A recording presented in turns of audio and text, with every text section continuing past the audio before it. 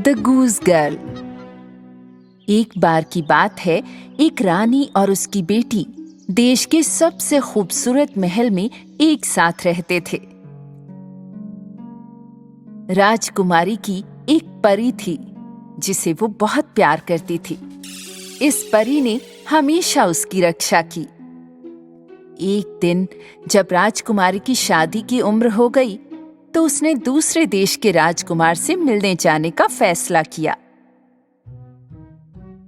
रानी ने चलते वक्त अपनी बेटी को अपने साथ ले जाने के लिए गहनों का एक डिब्बा दिया। अगर रास्ते में किसी को पता चलता है कि आप राजकुमारी हैं, तो आपके साथ बुरा हो सकता है बेटी।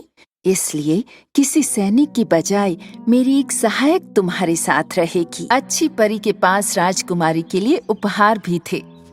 उसने उसे फलादा नाम का एक बोलने वाला घोड़ा दिया।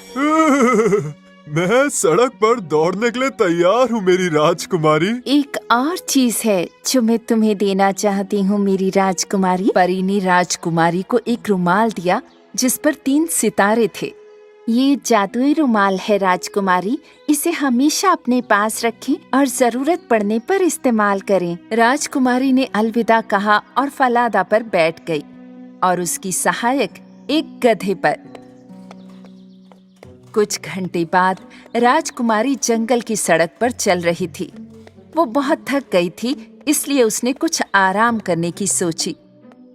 ओह, मुझे बहुत प्यास लगी है। हमारे पास पानी है ना? मुझे दोगी थोड़ा? सहायक लड़की ने पानी पीकर खत्म कर दिया था। क्षमा करें राजकुमारी, लेकिन मुझे भी बहुत प्यास लगी थी, इसलिए मैंने वो सब पी लिया। अपने लिए ढूंढ लो, मैं नौकर नहीं हूँ। राजकुमारी सहायक के ऐसे अभद्र व्यवहार को देखकर बहुत हैरान थी, लेकिन उसने कुछ नहीं कहा। वे सड़क पर चलते रहे। कुछ समय बीत जाने के बाद राजकुमारी रुक गई।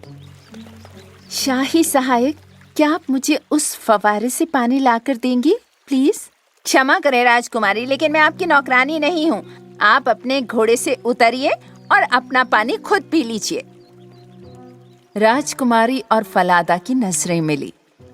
एक बात कहूँ, मुझे ये सहायक लड़की कुछ ठीक नहीं लग रही। इसकी मौजूदगी में सावधान रहें। राजकुमारी अपने घोड़े से नीचे उतरी और उसने खुद ही तालाब से पानी लेकर पिया। उसकी जेब में रखा जादुई रुमाल अचानक बोलने लगा। मेरी राजकुमारी, सावधान रहो, ये सहायक लड़की खतरनाक है। लेकिन जैसे ही राजकुमारी पानी पीने के लिए झुकी, उसका जादुई रुमाल पानी में गिर गया। ओ नहीं! पानी में बहते जादू के रुमाल को देखकर सहायक लड़की ने मौका देखा।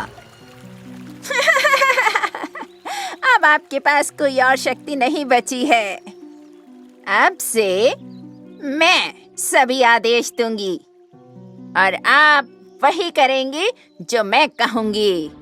अब राजकुमारी के कपड़े उतारो और मुझे दे दो।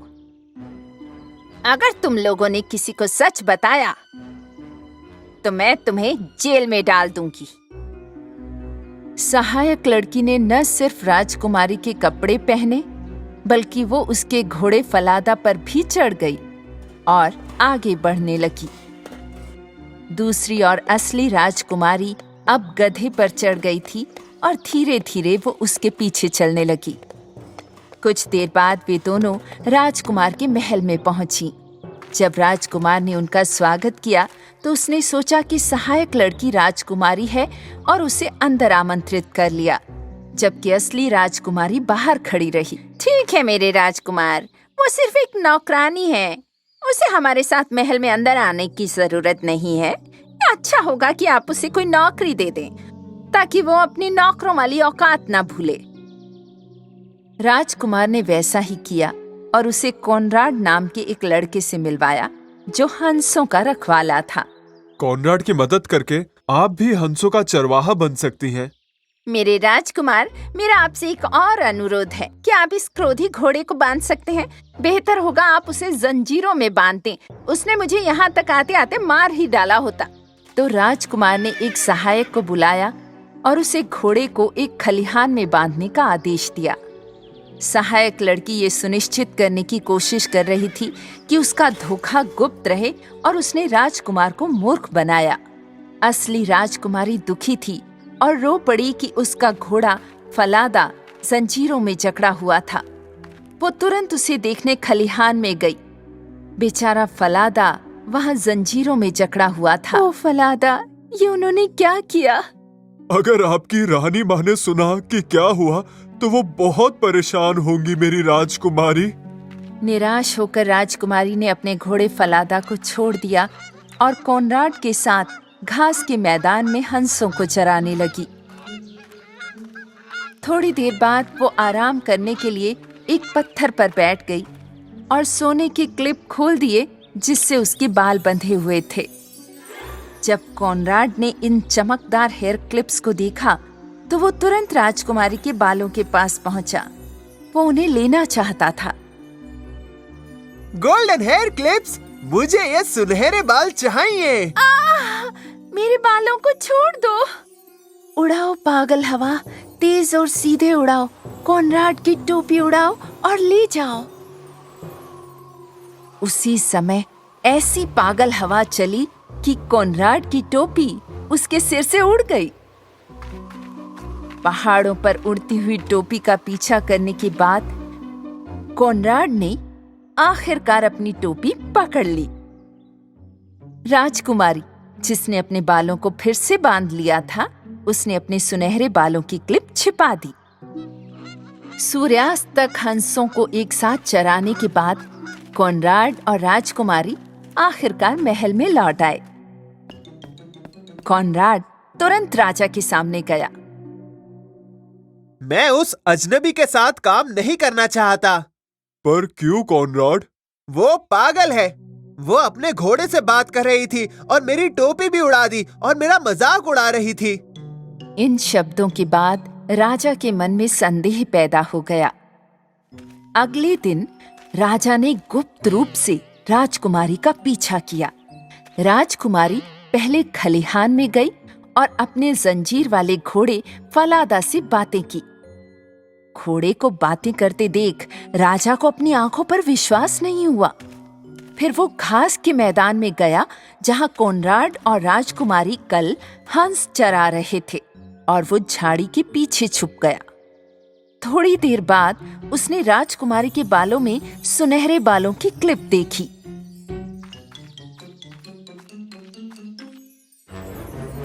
उड़ा पागल हवा, तुरंत उड़ा। कॉनराड की टोपी उड़ाओ और ले जाओ।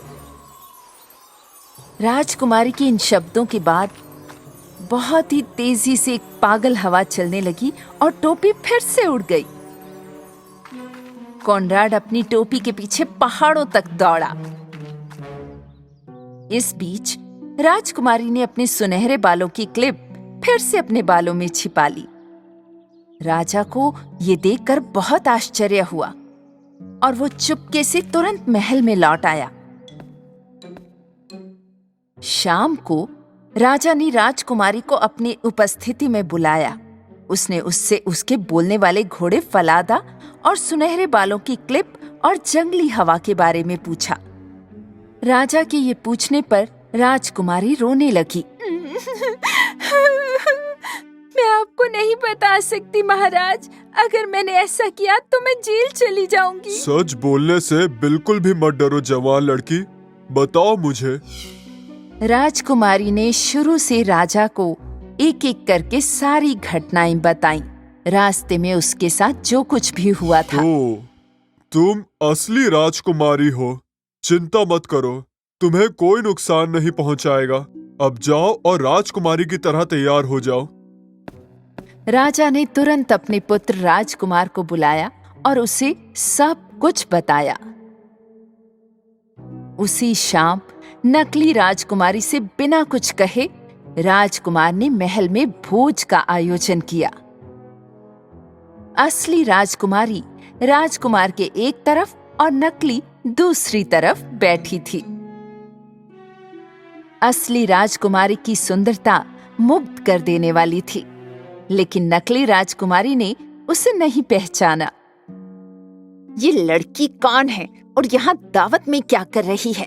उसे ये इतने सुंदर गहने और सुंदर पोशाक कहाँ से मिली? महल में उपस्थित सभी लोग, मेरे पास आपके लिए कहानी है, ध्यान से सुनिएगा।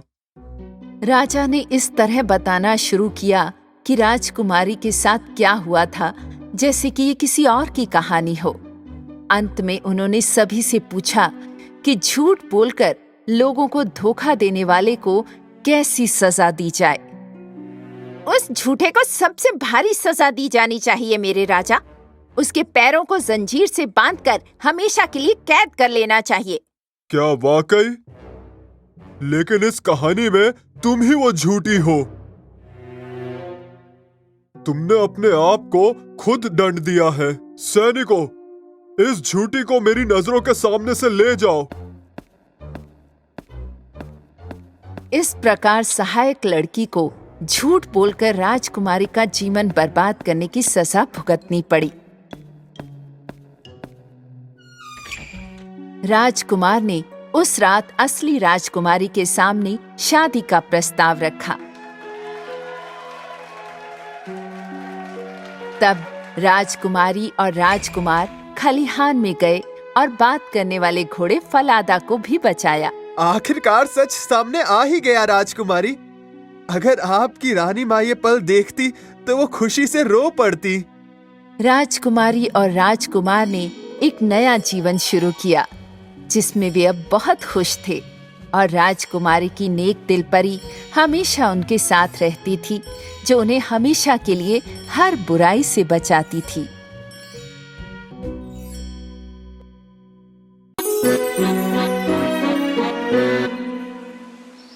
बहुत समय पहले एक भाई बहन की जोड़ी थी, हैंसल और ग्रेटल। जब वो बहुत छोटे थे, उनकी माँ गुजर गई थी। वो अपने पिता के साथ जंगल में एक झोपड़े में रहते थे। उनके पिता पैसे कमाने के लिए लकड़ी काटते थे। काम और बच्चों की देखभाल के बीच में पिस पिस के उन्होंने दोबारा शादी करने का फैसला किया।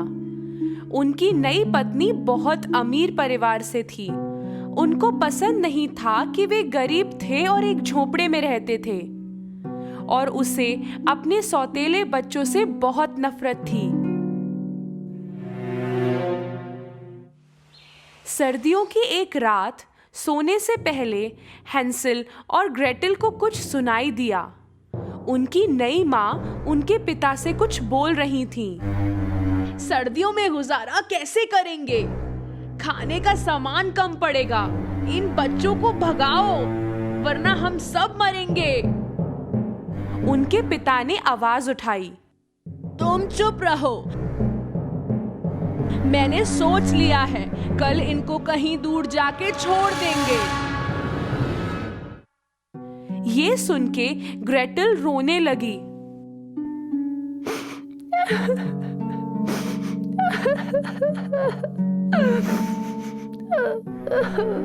हैंसल ने उसे चुप कराया। तुम चिंता मत करो ग्रेटल, हम रास्ता ढूंढ लेंगे घर का। उस रात हैंसल बाहर जाकर बहुत सारे छोटे छोटे पत्थर जेब में भरकर ले आया।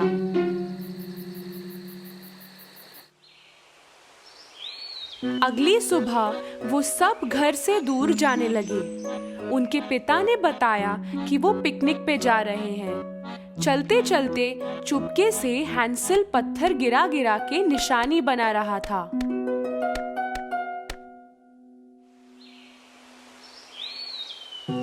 शाम होते होते बॉन फायर जला के पिता और माँ निकल गए, ये कह के कि थोड़ी देर में आ रहे हैं, पर वो कभी नहीं लौटे।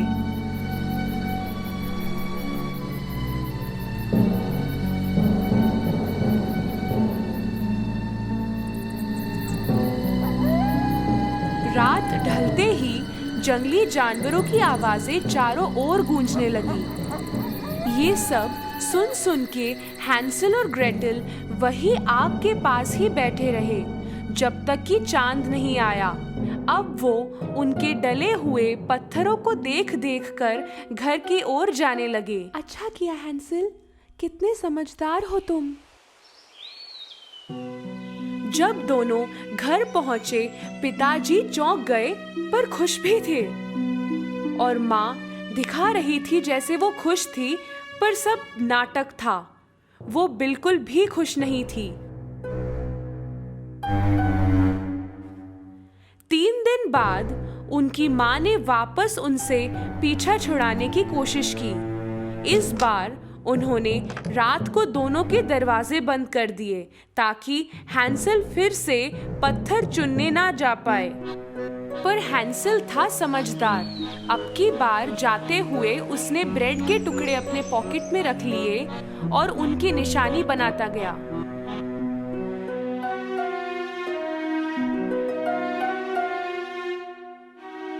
दोपहर को बहाने से माँ और पिता निकल लिए, फिर से इन दोनों को छोड़ के। उनके आने की उम्मीद जब खत्म हुई, हैंसल और ग्रेटल सूरज ढलने से पहले रवाना हो गए। पर अब की बार उन्हें ब्रेड के निशान नहीं मिले, क्योंकि सारा ब्रेड तो चिड़िया चुग गई थी। ग्रेटल रो रही थी और हैंसल भी लाचार था। अब के ये दोनों खो गए, ना खाना ना पीना, और जान को मुसीबत अलग से। वो 3 दिन यूं ही घूमते रहे। तीसरे दिन उनको एक बेहद सफेद चिड़िया दिखी। उसने इनको गा के सुनाया।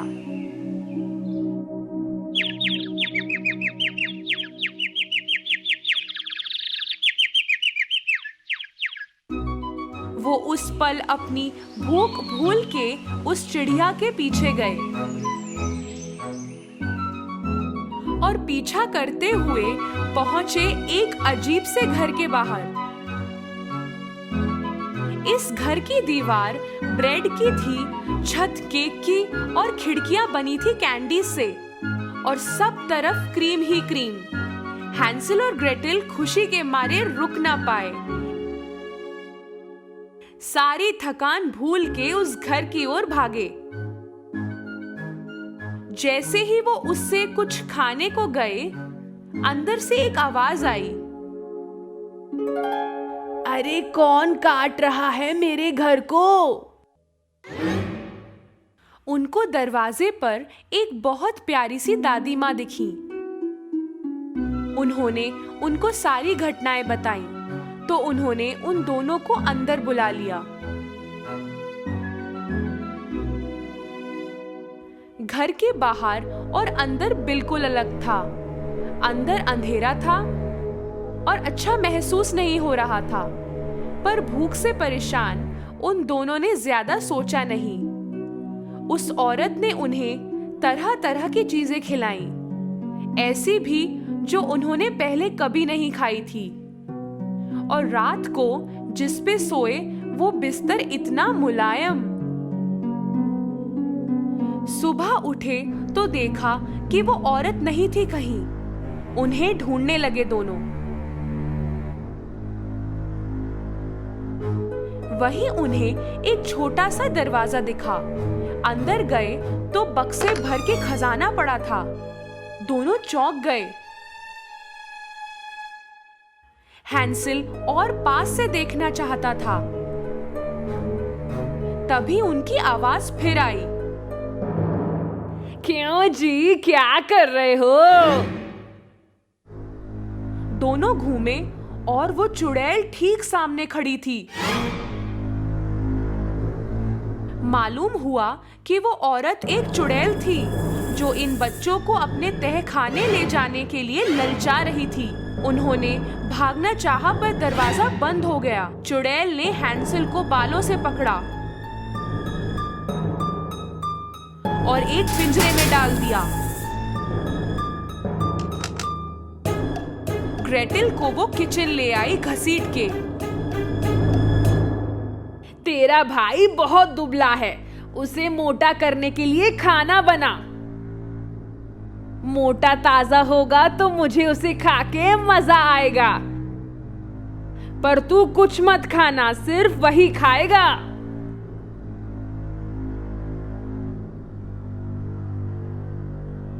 ग्रेटेल को उसकी बात माननी ही पड़ी। हैंसेल था तो समझदार, उसने तरकीब सोची चुड़ैल को उल्लू बनाने के लिए। हर रात जब चुड़ैल सोती थी, वो पिंजरे के नीचे जमीन में गड्ढा खोदता था। चुड़ैल हर सुबह देखती थी कि हैंसेल मोटा हुआ या नहीं। हैंसेल कुछ भी नहीं खा रहा था, बल्कि सारा खाना उस गड्ढे में डाल रहा था। दूसरी तरफ चुड़ैल ग्रेटेल से और खाना बनाने को कह रही थी। कई दिनों तक यूं ही चलता रहा। मोटा हो दुबला हो, अब आज तो मैं हैंसेल पाए बनाऊंगी, उसने ग्रेटेल से कहा। अवन में देख जरा, आटा पका या नहीं। वो डरी हुई तो थी, पर ग्रेटेल अपने भाई जैसी समझदार भी थी। वो समझ गई कि चुड़ैल उसे अवन में धक्का देने वाली है। मेरा सर अंदर नहीं जा रहा है, आटा नहीं दिख रहा है, ग्रेटेल बोली। चुड़ैल ने खुद अपना सर अंदर डाला। मौके पे ग्रेटेल ने सारी ताकत लगा के चुड़ैल को अंदर डाल दिया और उसका दरवाजा बंद कर दिया।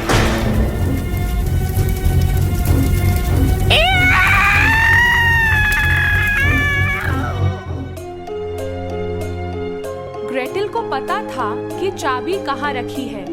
वो फटाफट गई और हैंसेल को निकाला।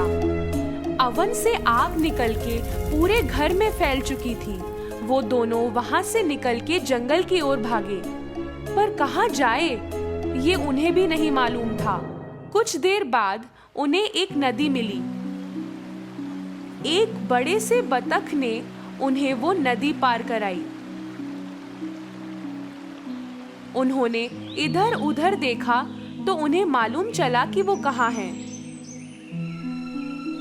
वो दौड़े दौड़े घर पहुंचे। बच्चों को देख पिता बहुत खुश हुए। रोते रोते उन्होंने बताया कि उन दोनों को जंगल में छोड़ के आने के कुछ दिनों बाद ही उनकी माँ अपने मायके चली गई और उन दोनों को कितना ढूंढने की कोशिश की, पर वो मिले ही नहीं। दोनों बच्चे अपने पिता से इतना प्यार करते थे कि उन्होंने सब भुला दिया, पर वो पिता के लिए एक सरप्राइज लाए थे। उन्होंने अपनी जेब से ढेर सारे हीरे मोती निकाले जो उन्हें चुड़ैल के घर में मिले थे। पिता ये देख के चौंक गए। उनके परिवार को फिर कभी तकलीफ नहीं हुई और वो खुशी खुशी रहने लगे।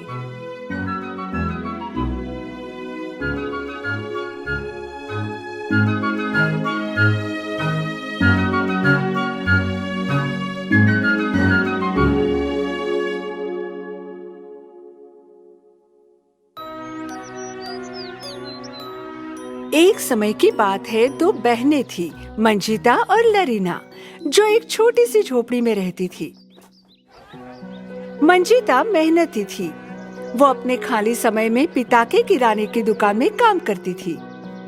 वही लरीना को घूमना फिरना और मौज मस्ती करना पसंद था।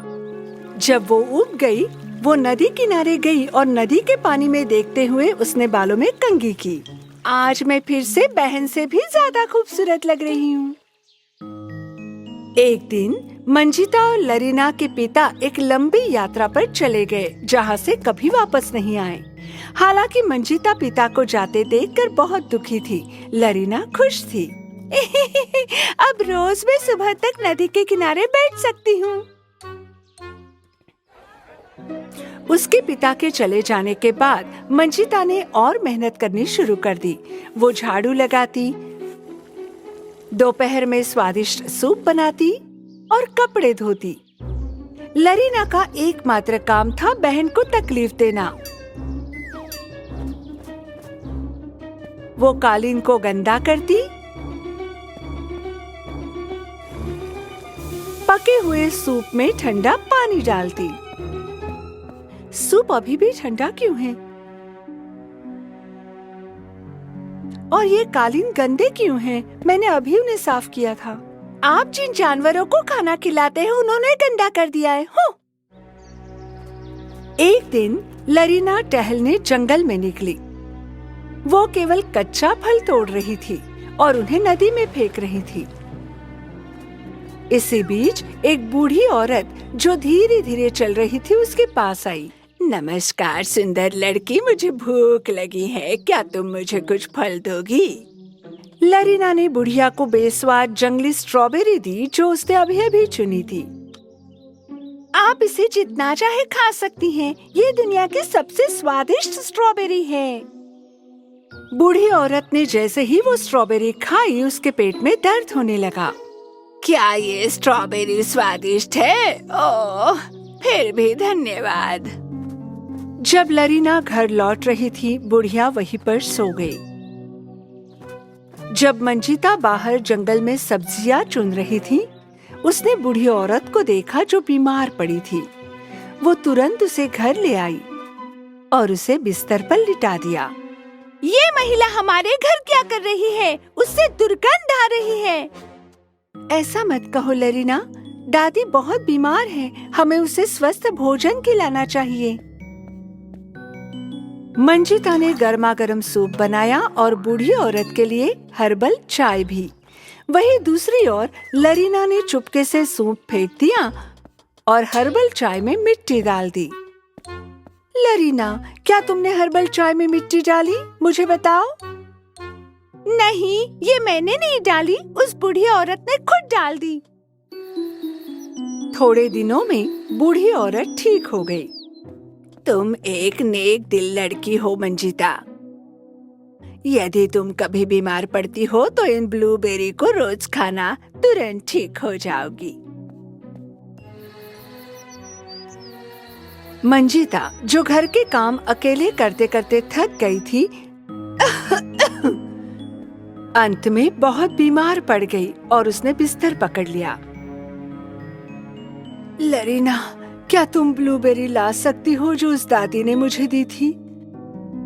लेकिन लरीना ने सभी ब्लूबेरी खुद खा ली थी।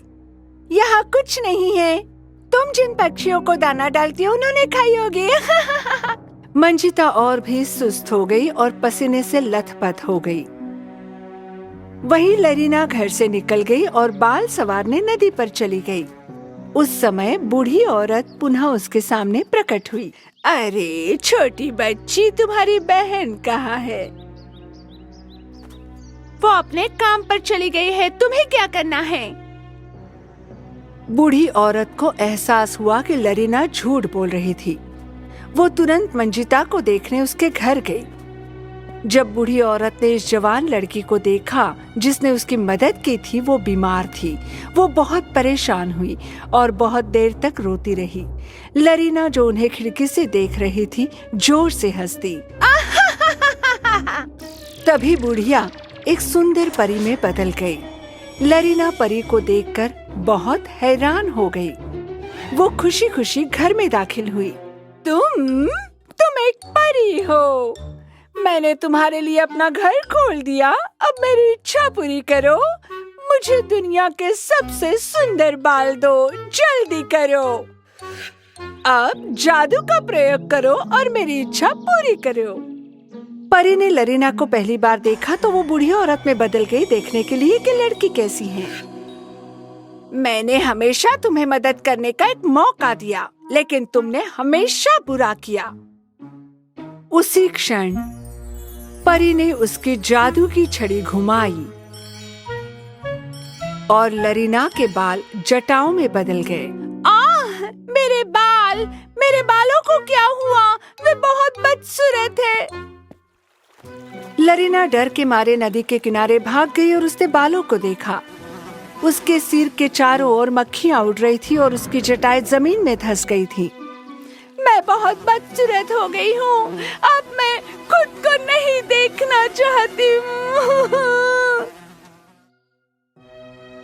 उस समय परी ने मंजिता को एक ब्लूबेरी खिलाया और मंजिता आखिर ठीक हो गई और उसने अपनी आंखें खोली। धन्यवाद परी, अब मुझे अच्छा लग रहा है। परी ने 2 बार उसकी छड़ी घुमाई और छोटी सी झोपड़ी एक शानदार महल में बदल गई। मंजिता को बड़ा आश्चर्य हुआ और जब उसने महल को देखा तो वो प्रभावित हुई। अच्छाई हमेशा पुरस्कृत होती है लड़की, और ये महल तुम्हारा प्रतिफल है। शुक्रिया परी। मेरी बहन के बारे में क्या? उसे क्या हुआ? तुम्हारी बहन हमेशा उसके बदसूरत प्रतिबिंब को नदी के पानी में देखती रहेगी। लेकिन मैं अपने बहन से बहुत प्यार करती हूँ। उसके बिना इस विशाल महल में रहने का क्या फायदा? हमें दोबारा हमारी झोपड़ी में सुखमय जीवन दे दो परी। मैं आपसे बस यही कामना करती हूँ। परी बहुत खुश हुई जब उसने मंजिता की बातें सुनी। सबसे पहले उसने आलीशान महल को दोबारा झोपड़ी में बदल दिया। बाद में वो लरीना के पास गई और उसकी जटाओं को उसकी जादुई छड़ी से दोबारा सुंदर बालों में बदल दिया। लरीना ने खुशी से मंजिता को गले लगाया। तुमने मुझे बचा लिया। मैं माफी मांगती हूँ। मैं अब अच्छी इंसान बनूंगी। मैं वादा करती हूँ। लरीना उस समय समझ गई कि लोगों की मदद करने की खुशी सबसे ज्यादा होती है, क्योंकि खुशी अधिक सुंदर हो जाती है जब बांटी जाती है। एक आंख, दो आंखें और तीन आंखें। दूर एक देश में एक बूढ़ी औरत थी जो अपनी 3 बेटियों के साथ रहती थी। सबसे बड़ी बेटी की एक आंख थी, बीच की बेटी की 3 आंखें और सबसे छोटी बेटी की 2 आंखें थीं। उनकी माँ बूढ़ी औरत सबसे बड़ी वाली 2 बेटियों को ज्यादा प्यार करती थी। वो जो चाहती थी वो करती थी। बहुत बहुत धन्यवाद माँ। सबसे छोटी बेटी को हमेशा घर का काम करने के लिए दिया जाता था, जबकि वो उससे कहती थी कि उससे कुछ नहीं करना आता है। वो उसे खाने की मेज पर भी साथ नहीं बिठाते थे। माँ, 2 आंखों वाली हमारे साथ इस टेबल पर खाने के लायक नहीं है, क्योंकि वो कुछ भी ठीक से नहीं कर सकती। लेकिन मैं तो माँ ने अपनी 2 आंखों वाली बेटी को अपने साथ मेज पर नहीं खाने दिया। सभी के टेबल छोड़ने के बाद उसे केवल बचा हुआ खाना ही दिया गया। फिर भी उसके दिल में सबके प्रति दयालुता और मदद की भावना थी। एक दिन उसकी 1 आंख और 3 आंखों वाली बड़ी बहनें उसके पास आईं। उन्होंने उसका अपमान किया और अपने गंदे कपड़े उस पर फेंक दिए। तुमने ये कपड़े ठीक से नहीं धोए हैं, उन्हें फिर से धो।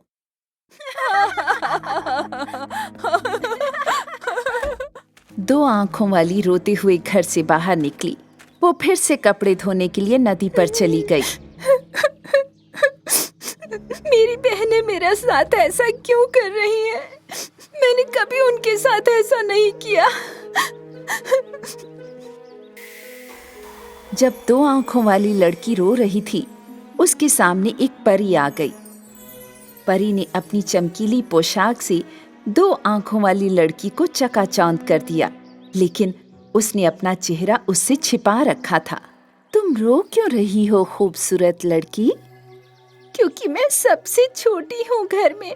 मेरी माँ और बहनें कहती हैं कि मैं बेकार हूँ और वे मुझसे नफरत करती हैं। वे मुझे खाने की मेज पर से भी भगा देती हैं। ओहो, उदास मत हो सुंदर लड़की। देखो, मेरे पास तुम्हारे लिए एक उपहार है। ये जादू की छड़ी है। यदि तुम एक इच्छा करते हो और जादू की छड़ी को 3 बार लहराते हो तो ये सच हो जाएगा। जब 2 आंखों वाली लड़की ने एक इच्छा की, एक खाने की मेज दिखाई दी। मेज स्वादिष्ट भोजन से भरी हुई थी। इन पकवानों को तो देखो, सब कितनी गर्म और ताजे हैं।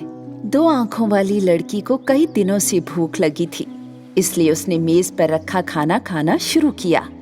जब तुम्हारा खाना खाकर हो जाए तो तुम्हें सिर्फ 2 बार छड़ी लहराने की जरूरत है सुंदर आंखों वाली लड़की। याद रहे, सिर्फ 2 बार। और परी अपना चेहरा दिखाए बिना गायब हो गई। दो आंखों वाली लड़की ने अच्छे से खाना खाने के बाद 2 बार छड़ी लहराई और मेज गायब हो गई। ओह, मैंने अच्छे से खाना खाया आज। मैं बहुत खुश हूँ, लेकिन मुझे ये छड़ी अपनी बहनों और माँ से छुपानी होगी, नहीं तो वो इसे छीन लेंगी। 2 आंखों वाली लड़की इस तरह से छड़ी का उपयोग करके घर लौट आई।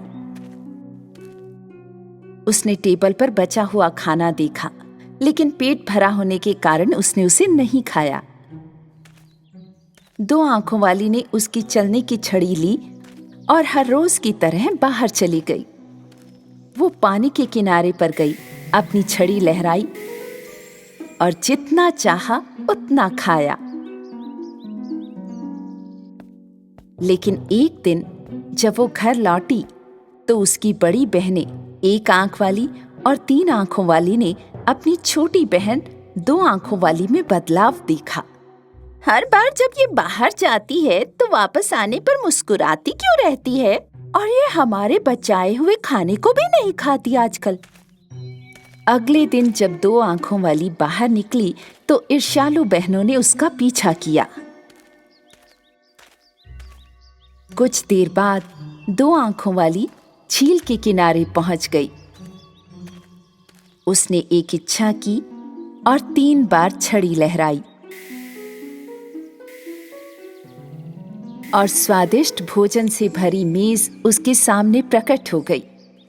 दोनों बहनें ये देखकर हैरान रह गईं। तो वो हर दिन स्वादिष्ट भोजन से अपना पेट भरती है। उसने हमें ये बताया भी नहीं। 1 आंख वाली और 3 आंख वाली भागते हुए अपनी माँ को ये सब बताने के लिए गईं। माँ को विश्वास नहीं हुआ उसने जो सुना। ये सब सुनकर वो गुस्से से भर उठी। 2 आंखों वाली के घर लौटने पर सब छिप गए। लड़की के घर में घुसते ही उसकी माँ उसके पास आई और छड़ी को उससे छीनकर उसे बीच से तोड़ दिया। नहीं, आपने ऐसा क्यों किया? जब हम भूखे पेट घर बैठे थे तो तुम स्वादिष्ट खाने खा रही थी। इस घर में अब तुम्हारे लिए और खाना नहीं है। 2 आंखों वाली इतनी परेशान हो गई कि वो टूटी हुई छड़ी लेकर रोते हुए घर से बाहर चली गई। उसी समय रहस्यमयी अच्छी परी फिर से उसके सामने प्रकट हुई। रो मत प्यारी लड़की, छड़ी के टुकड़े लो और उन्हें चांदनी रात में मिट्टी के नीचे दबा दो। तुम फिर से मुस्कुराओगी। 2 आंखों वाली को अपना चेहरा दिखाने से पहले ही रहस्यमयी परी गायब हो गई। 2 आंखों वाली ने तुरंत जाकर वही किया जो परी ने कहा था। अगले दिन जहां उसने छड़ी के टुकड़ों को दफनाया था, वहां चांदी के पत्तों और सुनहरे फलों वाला एक पेड़ उगाया। ये इतना सुंदर और चमकीला था कि हर कोई इसे देख सकता था। 2 आंखों वाली की माँ और बहनें पेड़ के पास जाकर उसमें से कुछ फल लेना चाहती थीं। लेकिन जब उन्होंने फल तोड़ने की कोशिश की तो पेड़ की डालियां ऊपर उठ गईं। ये देखकर 2 आंखों वाली तुरंत उनके पास आ गई। मैं आपके लिए इस खूबसूरत पेड़ से फल तोड़ सकती हूँ। हम तो तोड़ नहीं पाए, तुम कैसे तोड़ पाओगी? 2 आंखों वाली ने अपना हाथ ऊपर बढ़ाया। चमकीले पेड़, मुझे कुछ फल और कुछ खुशी दो। उसके ये दयालु शब्द सुनकर पेड़ ने अपनी शाखाओं को उसके सामने झुका दिया ताकि वो आसानी से फल ले सके। उसने अपनी माँ और बहनों को कुछ फल देने चाहे, लेकिन वे ईर्ष्या से पागल हो गईं। मैं ये कर सकती हूँ। देखो, मुझे कुछ फल और कुछ खुशी दो चमकीले पेड़। मुझे कुछ फल और कुछ खुशी दो चमकीले पेड़। लेकिन 1 आंख वाली और 3 आंखों वाली ने जो कहा था, पेड़ ने उस पर कोई प्रतिक्रिया नहीं दी। ऐसा कैसे हो सकता है कि ये पेड़ सिर्फ 2 आंखों वाली की बात मानता है? उसी समय एक सुंदर नौजवान अपने घोड़े पर सरपट दौड़ता हुआ वहां आया।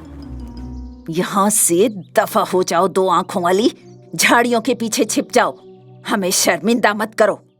बेचारी दो आंखों वाली अपनी माँ की बात मानते हुए बाहों में फल लिए हुए झाड़ियों के पीछे छिप गई। जब नौजवान चांदी के पत्तों और सुनहरे फल वाले पेड़ के पास आया तो वो हैरान होकर उसे देखने लगा। वाह, अगर इस शानदार पेड़ का मालिक मुझे चांदी की एक शाखा देता है तो मैं उसे दुनिया का सबसे खुश इंसान बना दूंगा। हम इस पेड़ के मालिक हैं सर, मैं आपको एक चांदी की शाखा दे सकती हूँ। एक आंख वाली और तीन आंखों वाली ने छलांग लगाई और पेड़ से एक शाखा तोड़ने के लिए कूदी, लेकिन सब व्यर्थ। वे एक पत्ते को भी नहीं छू पाई। तुमने ही तो कहा था कि ये पेड़ तुम्हारा है, तो फिर तुम इस पेड़ से एक भी फल क्यों नहीं तोड़ पा रही? दो आंखों वाली बाहर आकर अपने फलों को नौजवान के साथ बांटना चाहती थी, लेकिन वो अपनी माँ और बहनों से डरती थी, इसलिए वहीं रुकी रही और रोने लगी। तभी रहस्यमयी परी फिर से प्रकट हुई। दो आंखों वाली सुंदर लड़की, पेड़ का पत्ता ले लो और इसे अपने दिल में लगाओ और बिना डरे हुए नौजवान के सामने जाओ। दो आंखों वाली लड़की ने परी के कहने के अनुसार किया और उसका पहनावा एक चमकदार जगमगाती पोशाक में बदल गया। वो तुरंत उस झाड़ी से बाहर निकली जहां वो छिपी हुई थी और अपनी बाहों में फल लेकर नौजवान के सामने पहुंची। नौजवान दो आंखों वाली की सुंदरता देखते ही मोहित हो गया और वो उससे अपनी आंखें नहीं हटा सका। मैं आपको सुनहरे फल के साथ एक चांदी की शाखा दे सकती हूँ। मैं तुम्हें दुनिया की सारी खुशियां देना चाहता हूँ, खूबसूरत आंखों वाली लड़की। क्या तुम मुझसे शादी करोगी? दो आंखों वाली ने तुरंत प्रस्ताव स्वीकार कर लिया और उन्होंने एक दूसरे को गले लगाया।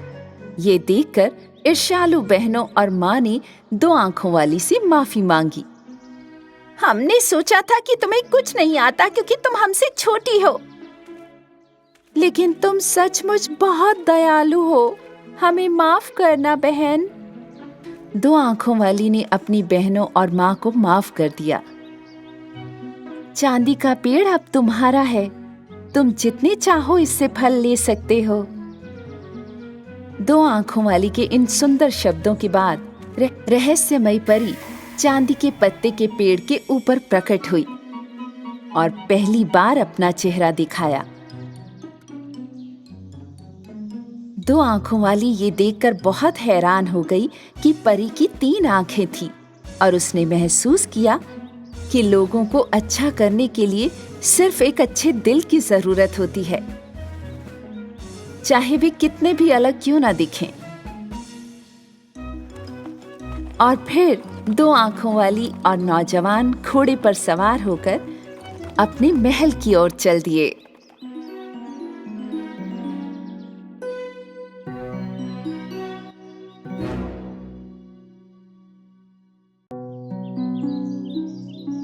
एक दिन एक देश में दूर, बहुत दूर, मौसम सामान्य से ज्यादा गर्म था। ग्रामीणों द्वारा लगाए गए फूल गर्मी के कारण मुरझा रहे थे, जानवर जल्दी थक रहे थे और राजा के संरक्षक लगातार पसीना बहा रहे थे। आज तो कल से भी ज्यादा गर्मी है। इन कपड़ों में तो हम पसीने से भीग गए हैं। न तो राजा, न उसके सैनिक और न ही ग्रामीण दिन बदिन बढ़ते इस तापमान का कारण समझ पा रहे थे। मारिया नाम की एक नौजवान लड़की बहुत परेशान थी जब उसने अपने खेतों में सड़ती हुई फसल को देखा। अगर ऐसा ही चलता रहा तो मेरी ये सारी सब्जियां सूख जाएंगी। इस गर्मी को तुरंत रोकने की जरूरत है। मारिया राजा के सामने गई और तेज गर्मी और खेतों के सूखने के बारे में शिकायत की। राजा ने अपने शूरवीरों में से एक को गर्मी का कारण खोजने के लिए नियुक्त किया। युवा शूरवीर बड़े साहस के साथ पहाड़ की ढलान पर निकल पड़ा। अंत में उसने एक ड्रैगन को देखा पहाड़ की 7वीं गुफा में। 7 गुफाओं के साथ ड्रैगन लगातार अपनी सांसों से आग उगल रहा था और उसने कभी अपना मुंह बंद नहीं किया। जब शूरवीर को एहसास हुआ कि इस ड्रैगन से गर्मी आ रही थी, तो वो उसे रोकने के लिए अपनी तलवार लेकर उसकी तरफ भागा। हालांकि ये देखकर ड्रैगन ने अपनी एक सांस से शूरवीर को वापस गांव में पटक दिया।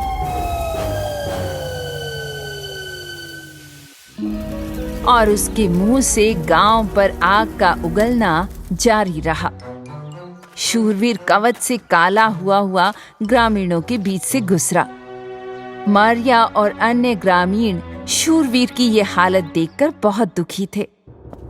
दूसरी ओर शूरवीर राजा के सामने गया और जो कुछ हुआ था वो सब बताया।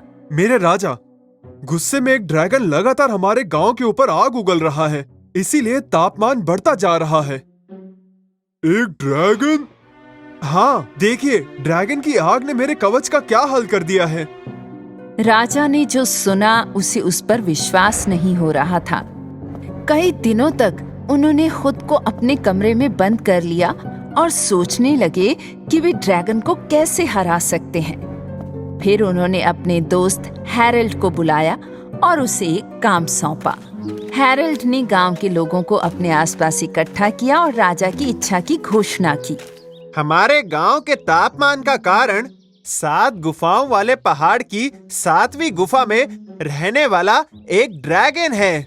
ये ड्रैगन बहुत शक्तिशाली है और लगातार आग उगल रहा है, और राजा ने घोषणा की है कि जो कोई भी उसका शिकार करेगा, राजा उसे 100 तोला सोना देंगे। हैरल्ड ने जो कहा उससे सुनकर ग्रामीण दहशत में थे।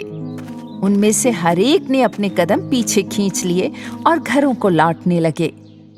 हालांकि बस उसी क्षण किसान मारिया बड़े साहस के साथ आगे बढ़ी। मैं ड्रैगन का शिकार कर सकती हूँ।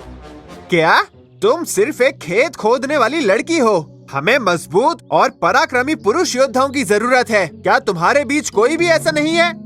तुम ऐसा नहीं कर सकती मारिया। मारिया, नहीं, ये तुम्हारे बस की बात नहीं है बेटा।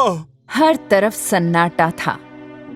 राजा के पुरस्कार की घोषणा के बावजूद मारिया के अलावा कोई आगे नहीं बढ़ा। मैं एक मेहनती लड़की हूँ जिसके पास जानवर और खेत हैं। मैं इस गर्मी को खत्म करने की पूरी कोशिश करने के लिए तैयार हूँ, नहीं तो मेरी और गांव के सभी लोगों की फसलें नष्ट हो जाएंगी।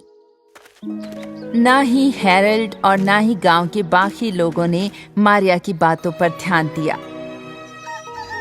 फिर भी अगले दिन मारिया ने अपना धनुष बाण लिया और चल पड़ी। उस दिन बाकी किसी भी दिन के मुकाबले और भी ज्यादा गर्मी थी, और इसके अलावा 7 गुफा वाला पहाड़ चढ़ना आसान नहीं था। पूरा रास्ता चलते हुए मारिया को लगातार पसीना आ रहा था। वो लगातार पानी पीती रही। ओह, मैं बहुत थक गई हूँ, पर मुझे आगे बढ़ना है। चलो मारिया, लक्ष्य के लिए सिर्फ 2 गुफाएं बाकी हैं और तुम ये कर सकती हो। और जब 7 गुफाओं के साथ मारिया पहाड़ की 6ठी गुफा में पहुंची, तो उसने देखा कि सभी बैंगनी फूल जो यहाँ बढ़ रहे थे खास तौर पर फीके हो रहे हैं। यहाँ तक कि अनोखा बैंगनी फूल सब मुरझा गए हैं। ओह, मैं पक्का उस ड्रैगन का शिकार करूंगी। मारिया पहाड़ की 7वीं गुफा तक पहुंचने के लिए मुश्किल से चढ़ी थी। यहाँ बहुत गर्मी थी, इतनी कि मारिया लगभग पिघल गई। आखिरकार अग्निश्वास ड्रैगन दिखाई दिया। तो तुम यहाँ हो ड्रैगन? मुझे तुमसे डर नहीं लगता। मारिया ने कुछ कदम और करीब जाने की कोशिश की ड्रैगन के पास, जो पत्थरों के पीछे छिपने जा रहा था। लेकिन ड्रैगन रुका नहीं, वो आग उगलता रहा। फिर भी वो रुकी नहीं। वो अपने लक्ष्य के थोड़ा और करीब पहुंच गई। उसी क्षण उसने ड्रैगन से एक अजीब आवाज सुनी।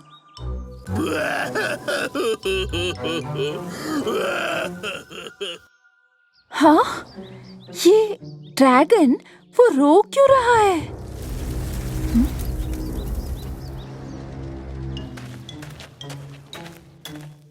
जब मारिया ड्रैगन की पीठ के आसपास घूमी तो उसने देखा कि वो एक कांटेदार तार में उलझा हुआ था।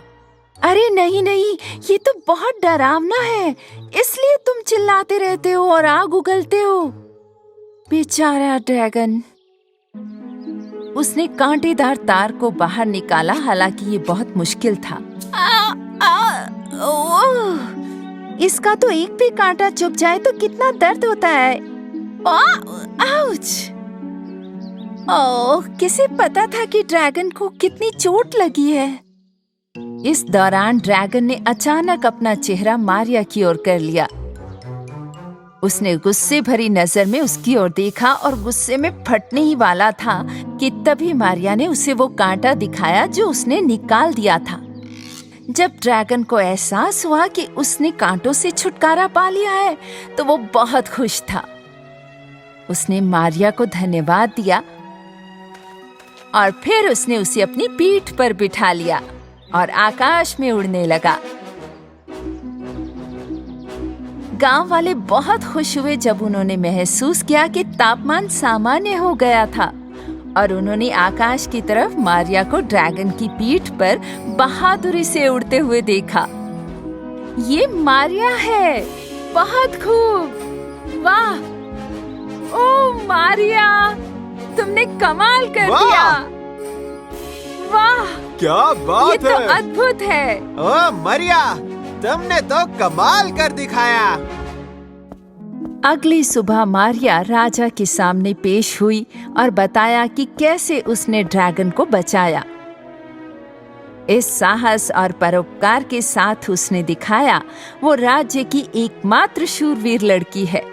उस दिन से सदियों से बच्चों को ड्रैगन किंवदंती की बहादुर शूरवीर मारिया को बताया गया है, जो कभी खेतों में काम करती थी, उनकी तरह ही। दूर देश में लंबे लाल बालों वाली एक राजकुमारी रहती थी। इस राजकुमारी के पास एक सुंदर फूलों का बगीचा था। खासकर लाल गुलाब राजकुमारी को बेहद खुशी दे रहे थे।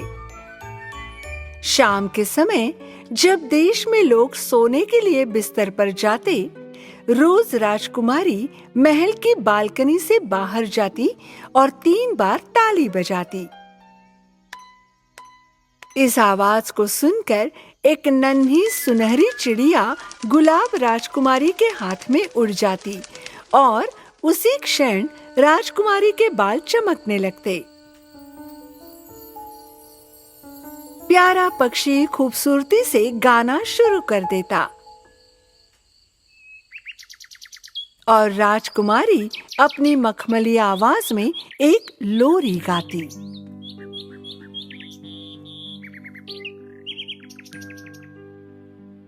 राजकुमारी की इस सुंदर लोरी को सुनने वाला हर कोई धीरे धीरे अपनी आंखें बंद कर लेता और तुरंत सो जाता।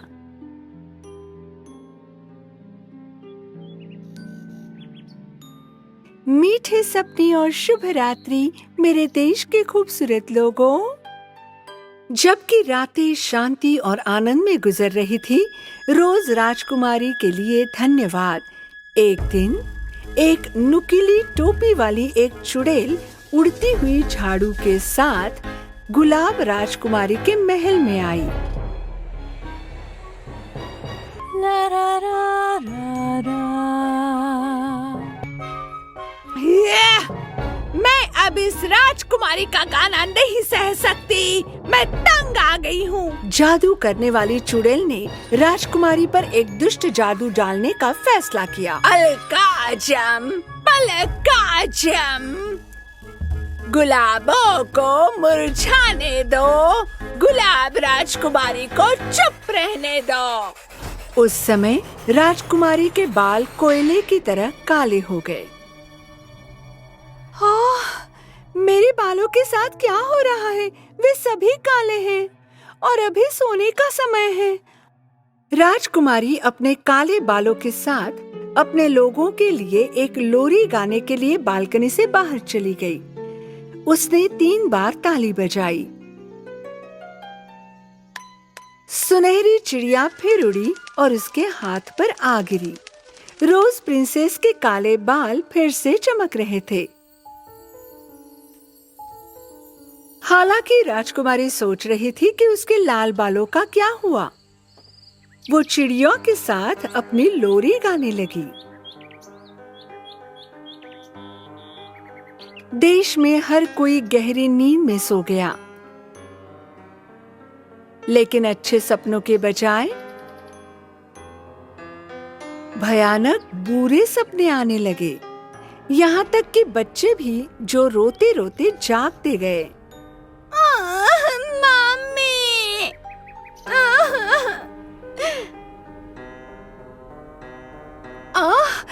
मैंने बहुत डरावना सपना देखा। मैं अब रात को सोना नहीं चाहता। मुझे बहुत डरावने सपने आते हैं। हाँ, मुझे भी। अगले दिन शाम को गुलाब राजकुमारी, जिसे पता चला कि उसके लोगों को बुरे सपने आ रहे थे, अपनी बालकनी में वापस गई और उसने सुनहरी छोटी चिड़िया से कहा, मेरी नन्ही चिड़िया, मेरे लोग दुस्वप्नों से थक चुके हैं। सुबह होने से पहले उनके सपनों को ठीक करने में मेरी मदद करो। गुलाबों को आपके बालों में मुस्कान लाने दे। Tweet tweet tweet. गुलाबों को आपके बालों में मुस्कान लाने दे। Tweet tweet tweet. गुलाब लाओ मेरे बालों में मुस्कान। पक्षी की सलाह से राजकुमारी ने एक बड़े टब में पानी भर दिया। उसने उसमें एक मुट्ठी लाल गुलाब की पंखुड़ियां डाल दी। पानी लाल हो गया। राजकुमारी ने इस जल में अपने बाल डुबो दिए। उस क्षण बाल लाल हो गए। आहा! गुलाब ने मेरे बालों को मुस्कुरा दिया। छोटी चिड़िया सच कह रही थी। हुर्रे! उस रात जब राजकुमारी ने एक लोरी गाई तो देश में हर कोई शांति से सोया और सुंदर सपने भी देखे। जब चुड़ैल को पता चला कि गुलाब राजकुमारी पर जो उसने जादू किया वो टूट गया, उसने गुस्से में एक बार फिर श्राप दिया। अलकाज़म पलकाज़म, गुलाब को मुरझाने दो, गुलाब राजकुमारी को चुप रहने दो। फिर उसने देश के सभी गुलाब की कलियों को सुखा दिया और भाग गई।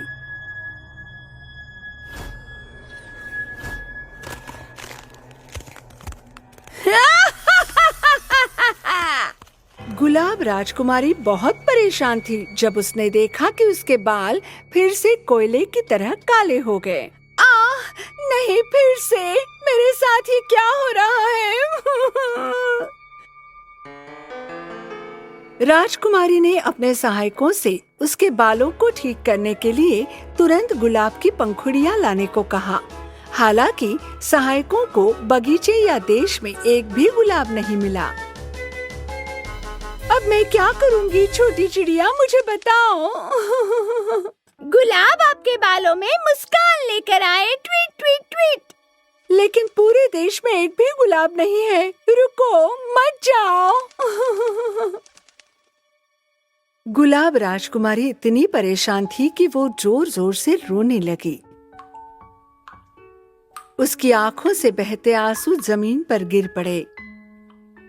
उस समय महल के बगीचे से एक युवा और सुंदर व्यक्ति गुजर रहा था। जब इस युवक ने आंसुओं को जमीन पर गिरते देखा तो उसने अपनी जेब से एक बक्सा निकाला और उसमें बालों की एक पतली लाल लट थी। युवक ने लाल बालों की लट को आंसुओं में जमीन पर छोड़ दिया। लाल बालों का एक लट एक पल में एक चमकदार गुलाब में बदल गया। सुंदर आदमी गुलाब लेकर राजकुमारी के पास गया। राजकुमारी जो पानी से भरे बाथटब के पास उदास खड़ी थी। जब उसने सुंदर आदमी को प्रवेश करते देखा तो वो उत्साहित हुई। तुम मुझे याद हो? हाँ, मैं तुम्हारे बचपन का दोस्त हूँ। ये फूल तुम्हारे लिए है। कृपया इसे स्वीकार करो मेरी रोज राजकुमारी।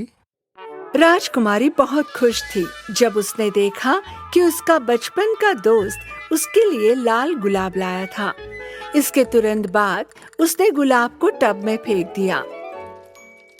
उसने फिर अपने बालों को पानी में डुबोया और आखिरकार चुड़ैल का श्राप टूट गया। वो कोयले से काले बाल फिर से लाल हो गए। अपनी पुत्री की प्रसन्नता देखकर राजा भी प्रसन्न हुआ। युवक, मुझे बताओ, जब पूरे देश में एक भी गुलाब नहीं बचा था तो तुम्हें ये गुलाब कैसे मिला? ये गुलाब हमारी राजकुमारी के दुख भरे आंसुओं और उसके लाल बालों की लट से बना था, जिसे मैंने बचपन से संभाल के रखा था मेरे राजकुमार। ये सच है डैडी। देखिए, मैं भी सालों से उनके बालों की लट को इस बॉक्स में रख रही हूँ। राजा, राजकुमारी और युवक दोनों की वफादारी से प्रभावित हुआ। इस प्रकार गुलाब, राजकुमारी और उसके बचपन के दोस्त सुंदर आदमी ने अगले ही दिन शादी कर ली। ये महसूस करते हुए कि उसका अभिशाप प्रेम की शक्ति से टूट गया था, चुड़ैल को एहसास हुआ कि वो फिर कभी भी जीत नहीं सकती और बहुत दूर उड़ गई।